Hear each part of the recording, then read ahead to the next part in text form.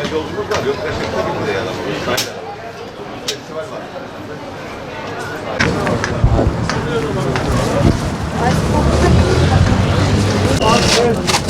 Böyle metro. Neresi? Hasan 200.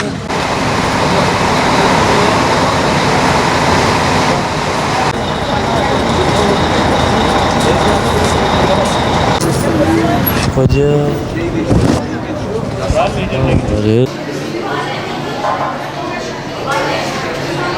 İstanbul'da başladı. Her zamanki gibi bayram yoğunluğu başladı.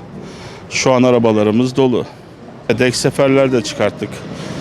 Firmamız genelinde ek seferler çıkmıştır. Çünkü sürekli olan yolcularımız var. Onların mağduriyeti olmasın diye ek seferlere de başladık. Yani fiyatlar normal. Öyle çok artışlı fırsatçı değiliz biz. Yani bayramda tutup da fırsatçılık yapmıyoruz. Çünkü bu giden gelen yolcularımız kendi yolcularımız.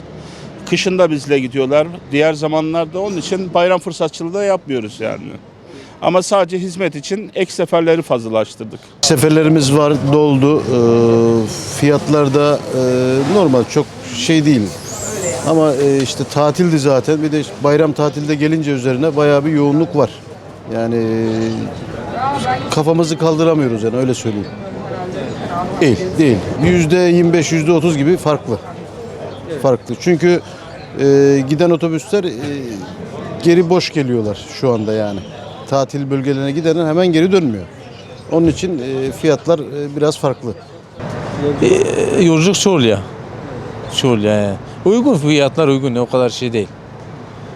Normal yani, bir ay önce fiyatlar aynı yani.